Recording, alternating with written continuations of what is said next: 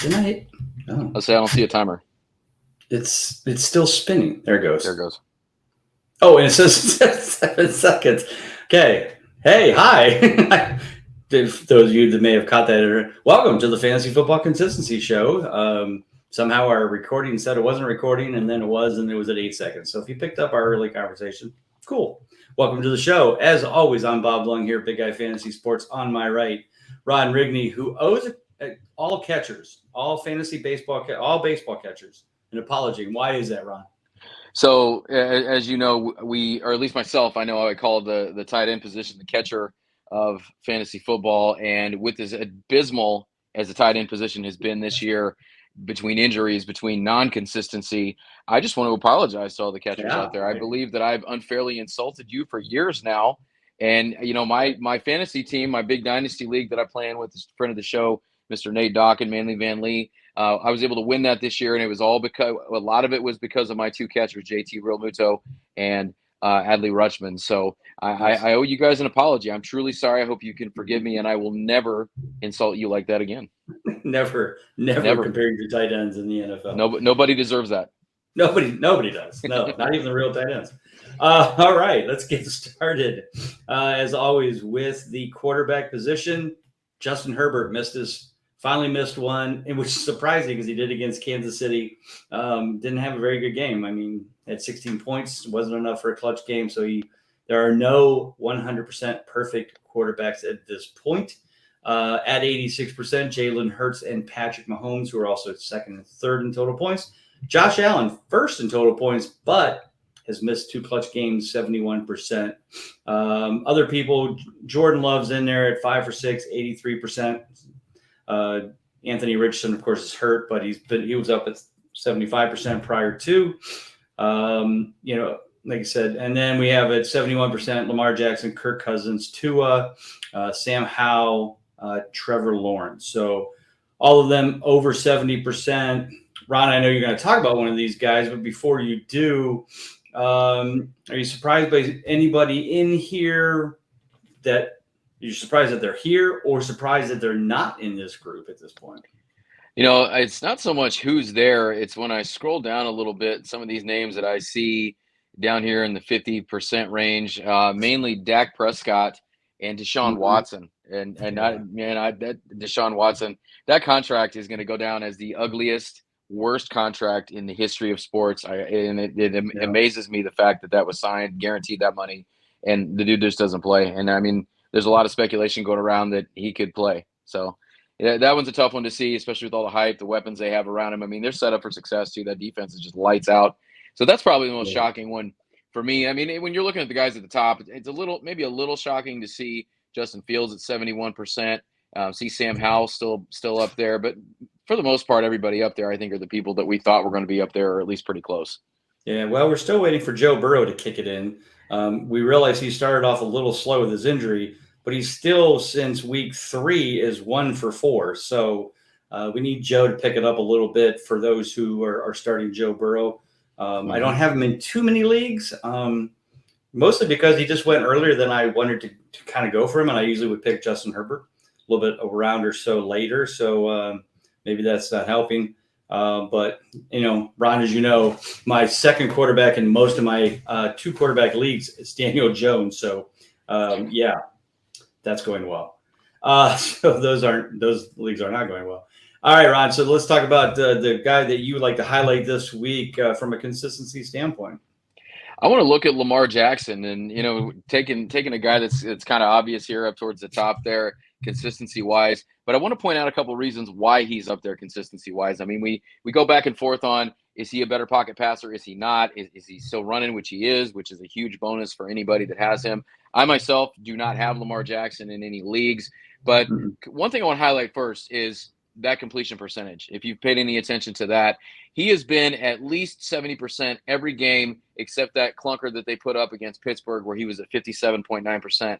And above that 70%, 2 of those games, 77, 78. So he's been completing it to receivers. So that's awesome. When you want to see that, you don't want to obviously have your quarterback throwing picks, which brings me to my next point is only 3 interceptions on the season. not lighting it up passing wise. Of course, put up a huge game last week, 3 touchdowns, 357 yards, and a rushing score against the Detroit Lions. Definitely a little uncharacteristic of the Lions to get blown out like they did. But as long as Lamar's running, we've talked about that. He's a valuable asset. He's like an RB2 along with your quarterback. So a little more expensive than I wanted to pay in most drafts for him, but I understand why people did it, especially, he is very efficient with the football. He is still running for, at least 45, 50 yards a game, and he's got 5 scores on the ground. So just wanted to highlight that. It's not like you're not going to start Lamar Jackson, but I think that completion percentage and the lack of turnovers for that pass offense is obviously pumped him up a little bit fantasy-wise. And I think that passing attack is better than a lot of people thought it would be. And you might just hear about one of those other weapons a little bit later on. True bet.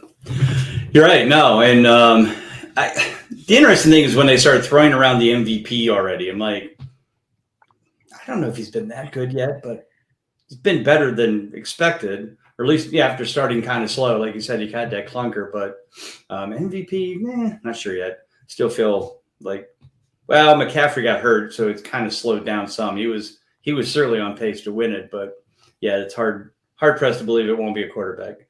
Speaking of quarterbacks, the guy I'm going to highlight is Desmond Ridder. A few weeks ago, if you remember, everybody was pretty much writing him off.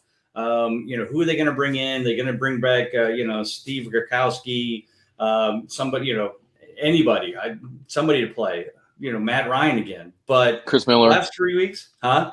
Chris Miller, yes, Chris Miller. There's another old school one. But he's kicked it in the last 3 weeks. 3 straight clutch games, 27 points, 22, 19.3, doing the job, doing a little bit on the ground, actually 2 rushing touchdowns out of the last 3 games. Not a lot on the ground, 10 yards, 18-38, but it's the rushing touchdowns that's helped. It certainly put him over. He did actually not have any passing. He had passing touchdown against Houston and 2 against Washington. So again, he's not setting the world on fire, but this week, no bye week, so everybody's in, so probably don't need to play him.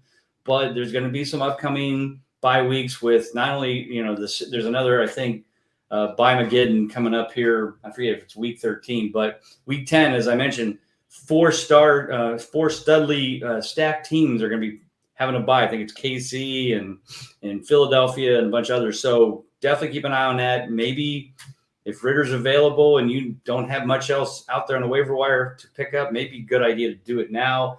This week, he's playing this week against Tennessee. They're 14th and giving up fantasy points to quarterbacks. But like I said, looking long-term, as we're here to help you with, it may not be a bad idea to look at that bye week to see if maybe Ritter can help you out.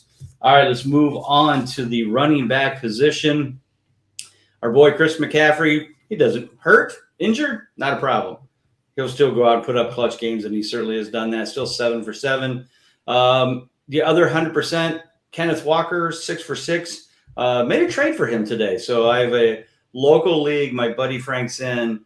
It's for money. I did very well in this league a few years ago, probably 10 years ago, back early when we started the league, because these guys were clueless in this league. Like, they were just bad. So I was just taking their money for a while. But of course, they all got smarter, and they all probably went out and bought my book and was drafted against me. But needless to say, I haven't won in a few years, and I've been taking some shit for it because one guy's on local sports radio. And when he had me on, he goes, "Bob, when's the last time you won?" I go, "That's not important right now." My team just has bad luck. This past week, I lost by like 0.6 on the last minute, like a last play of the San Francisco-Minnesota game. I've had a couple of those this year where just scoring points and just barely getting beat. So I traded away Jamar Chase, Madison, and Calvin Ridley for Kenneth Walker, Joe Mixon, and Devontae Adams. I liked it. Yeah, it's not bad. Pretty even. My running backs sucked. They were Madison and Khalil Herbert, Ross, Roshan Johnson. It was just a mess of stuff that I just needed a lot of help. So this guy had 3 stud running backs. He had Eckler, and I didn't even take Eckler because I didn't know if Eckler was going to be healthy enough. So anyway, that's the trade I made for Kenneth Walker. So hopefully he'll help me out. But Alvin Kamara, 4 for 4. Other ones in there, 86%. Travis Etienne, DeAndre Swift, Bijan Robinson, who, by the way, is sick, just in case. So please send him a card. Obviously, nobody knew about it. Please send him a, get well soon card. Arthur Smith didn't tell anybody, so there's that. But anyway, Ron, these top guys, 70 percenties, 70 percenters, half of them are hurt. Barkley's still in there, Pacheco, James Cook, who hasn't been doing bad, Madison as well at 71%, even though he had a real clunker this week. Talk about your thoughts on these top guys, and maybe even some guys that are not in there that we expected to be there, and then talk about your guy this week that you wanted to highlight. Well, a couple guys that are kind of coming on. I know you just made a trade in Kings Classic not too long ago for Jonathan Taylor, 2 for 3 now, seeing that workload slowly get ramped up. So I'm sure that you love to see that as well. Now it'd just be nice to see somebody, either Zach Moss or somebody, get traded, so you have 2 starting running backs. But the other thing I read that's interesting about one of these top guys is I saw where the Titans are willing to listen to offers for everybody, and it starts with Derrick Henry. So not sure if anything's going to happen there, but that's something you definitely want to watch, especially if you are, well, obviously if you're a Henry owner, but also if you're a Tajay Spears owner, that could be big for you. But the guy that I want to highlight is not a surprise. It's the guy that everybody hopefully had in their lineup last week. I know I had him on 2 benches last week. Luckily, I won both and did not need those 33 points, and that is D'Onta Foreman. And I got sucked into that Rams running back hype train that ended up just kind of not being anything unless you had Darrell Henderson. And I started Royce Freeman. Luckily, it still went well for me. I had a couple guys go off, including Travis Kelce. But I want to talk about D'Onta Foreman a little bit. Has a couple of matchups coming up in the next 3 games that I really like, but has seen 15 carries each of the last 2 weeks. Last week was targeted in the passing game 5 times. Not really thought of as being a receiving back, but went 3 for 31 and got you a touchdown there. So if you had him in, visited the end zone 3 times, but has a pretty favorable schedule coming up this week.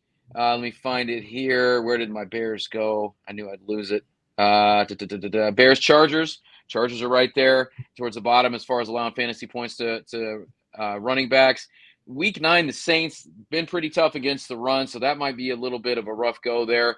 And then the week after that gets the Panthers, who are here again right there at the bottom against the fantasy points to running back. So next 3 weeks, 2 out of the 3 should be clutch games. And who's to say that, if he can get a few catches on checkdowns and maybe punch one into the end zone against the Saints, that he couldn't post one there. But a guy that looks like he's going to be the lead dog right now. Khalil Herbert's still out. I'm not sure what the status is on Roschon Johnson, but I feel like they want to go with the hot hand. I feel like they want to go with D'Onta Foreman, who's got that experience. We saw him have a hell of a season a couple of years ago as a backup for Derrick Henry. So no reason he can't do that again. He was inactive for the first few weeks, still healthy, still fresh. And like I said, 2 out of the next 3 weeks, I think you're going to see clutch games out of D'Onta Foreman.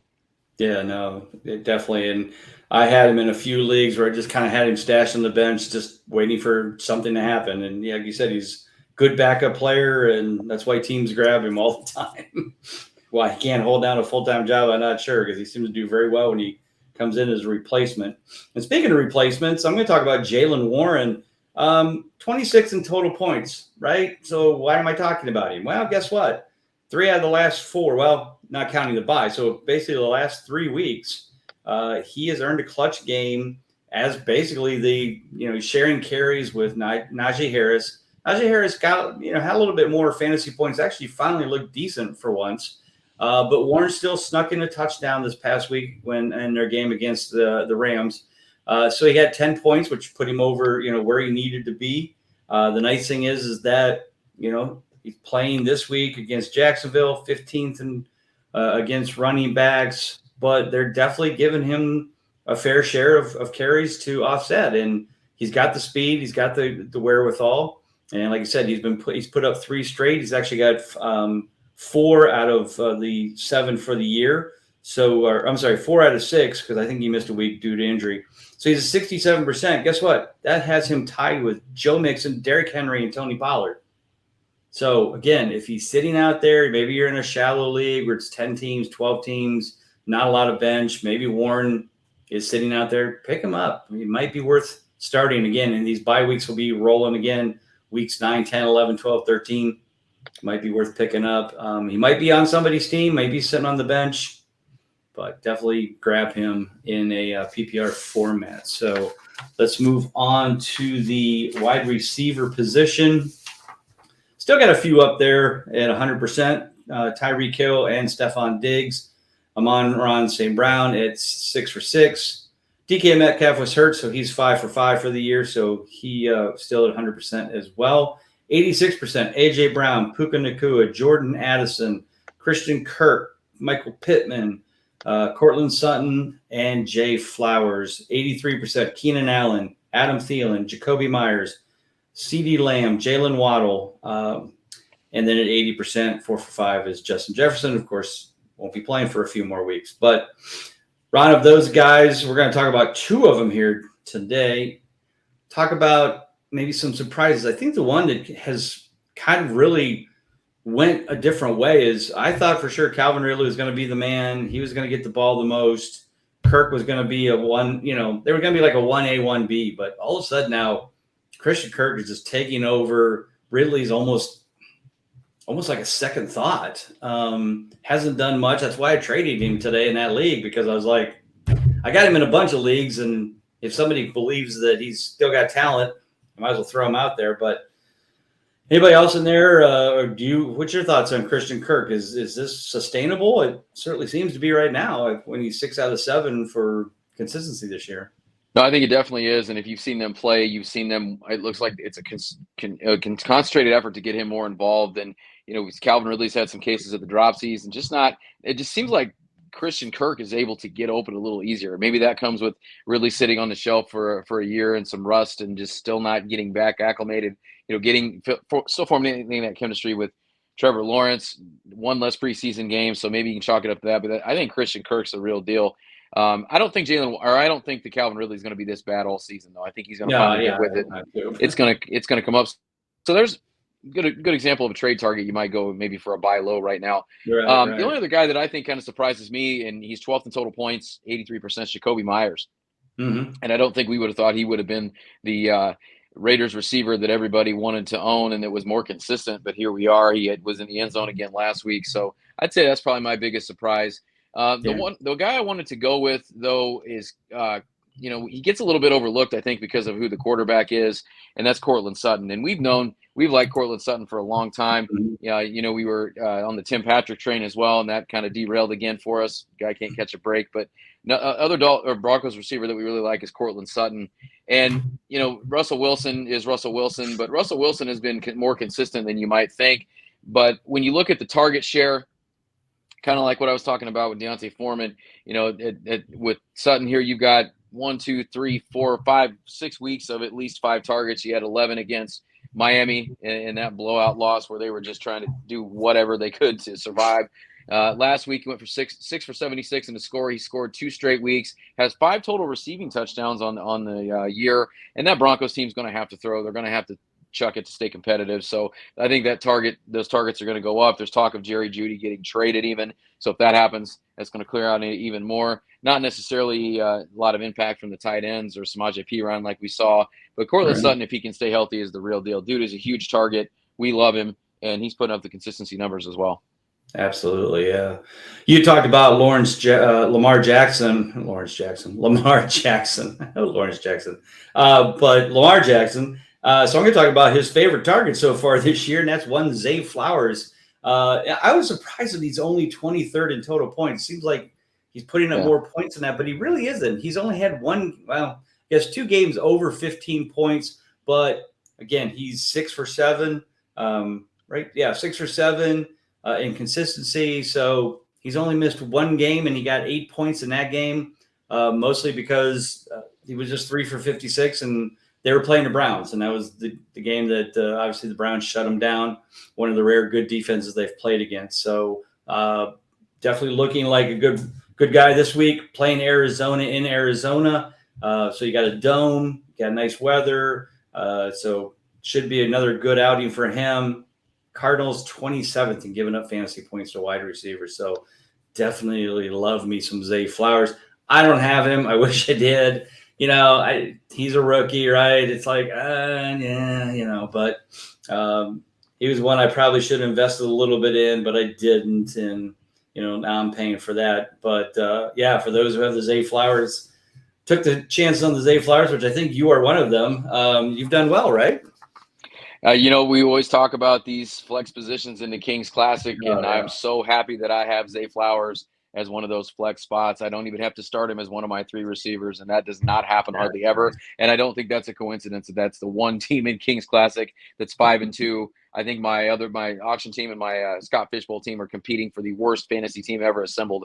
So Snake team went a little bit differently, but a lot of it is because of that. And that 3 for 56 that you talked about, that's kind of at that floor we talk about that we want out of those flex spots too, and he's been above that Right, almost and every yeah, week. Kings So Classic, yeah. Heck, awesome. if you can get 8 Yep. points, that's a bonus out of the flex Yeah. spot. That's for damn sure. Yeah, I mean, yeah. So my Kings Classic last week, I got slaughtered by Scott Engel, and that was my team that just I was hurt. I was putting in Braxton Berrios as a wide receiver. Yeah, it's ugly. I had a big beat down on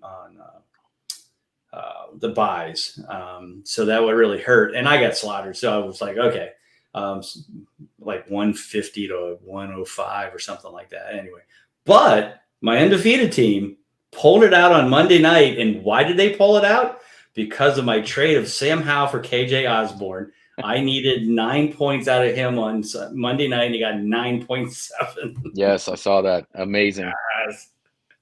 I was like, good job, KJ. So that little trade helped me out there. So far, so good with these little trades, just, moving things to just help a little bit to get through week by week.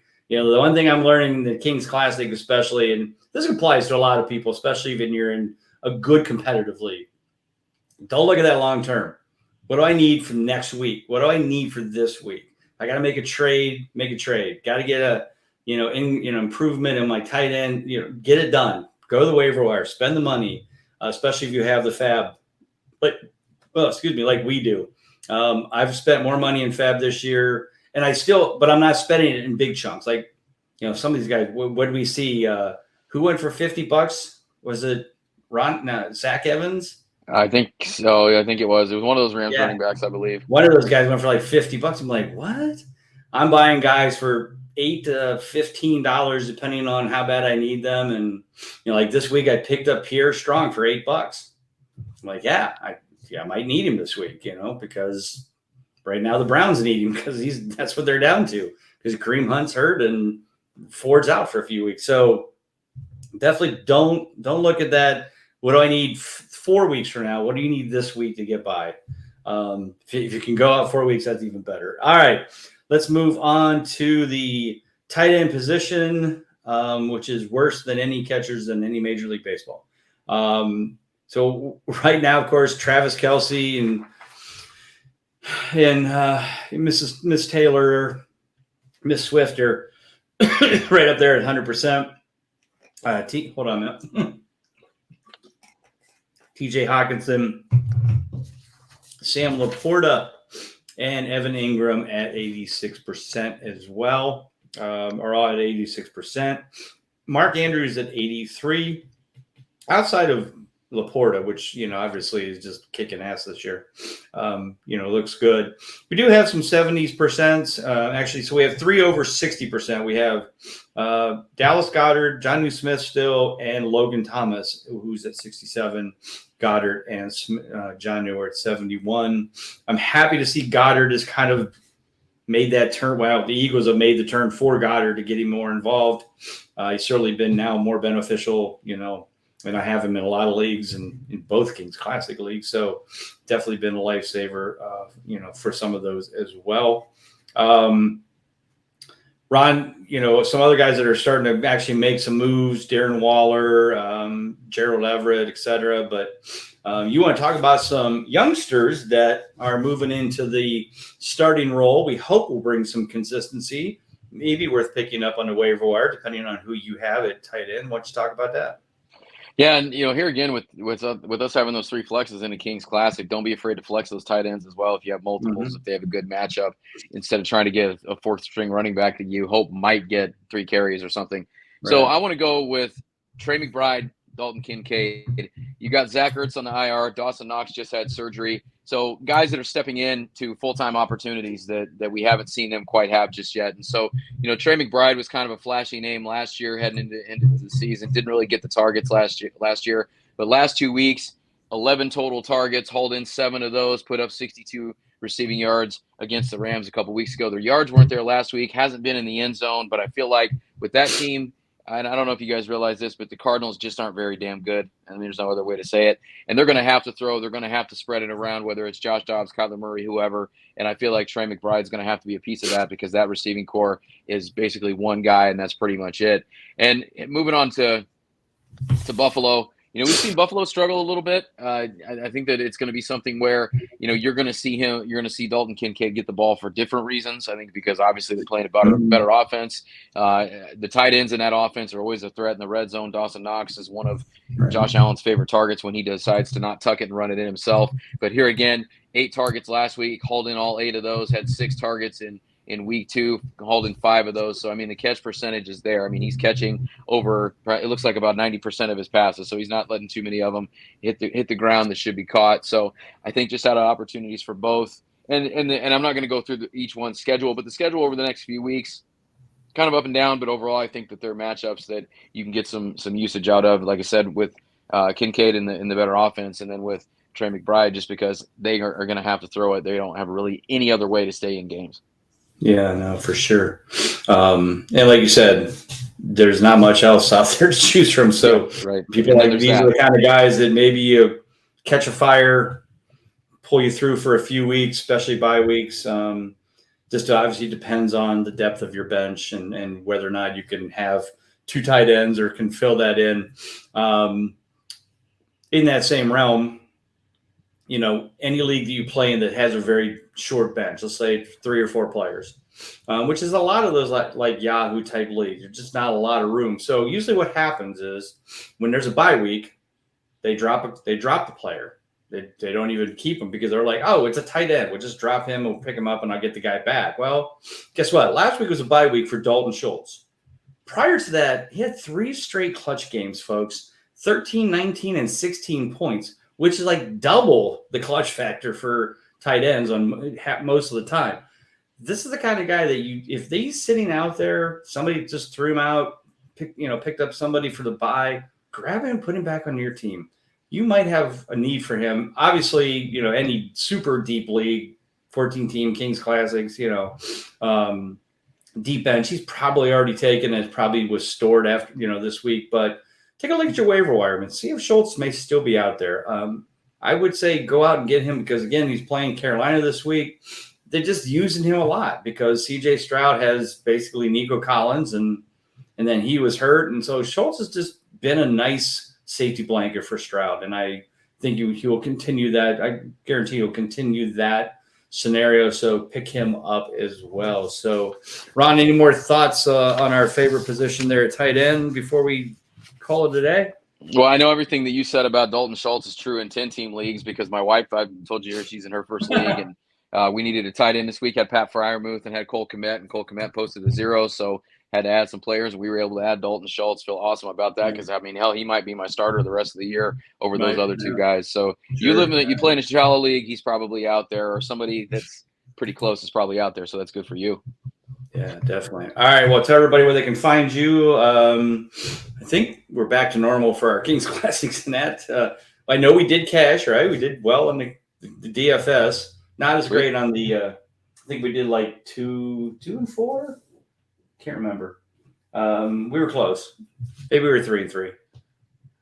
Well, to be fair, too, a lot of things happened the last couple of weeks that it shouldn't be happening, too. There's a lot of wonky stuff going on. And we always have a stretch like this in the beginning of the year, or middle of the year, but it feels like things kind of normalize after a while. So, Ron Rigney on X, over at BigGuyFantasySports.com. I will be back with my guy, Mr. Colby R. Conway, this week, back to get my clutch game streak restarted again. You guys will be back with the prop bets. I have a good feeling about this week. We're going to get it done. Check out all that. Check out this show. Check out everything we got over at BigGuyFantasySports.com. And as always, the newest segment that X World is going wild for, the random football card of the week. Went with my Colts here since Marvin Harrison Jr. is being talked about quite a bit. Went with the OG Marvin Harrison. If you were too young to see this guy, go back and watch some highlights. I believe he's even underrated as much recognition as he gets. We got a game used jersey card here, number to 150, baby. Love it. Nice. Yeah. That's very nice. Yeah, that's super cool. All right. Always follow me at Bob _Lung. Man, I'm struggling with it today. Bob _Lung on the Twitter machine. As Ron said, check everything out. Big Guy Fantasy Sports. So many great articles. Lots of stuff will be going up again today. So you'll make sure you sign up for the emails too. Get in there, get a subscription, and get your daily email blast so you can keep up with all the articles, podcasts, etc. So for Ron Rigney, I'm Bob Lung. Everybody take care. God bless. Talk to you soon.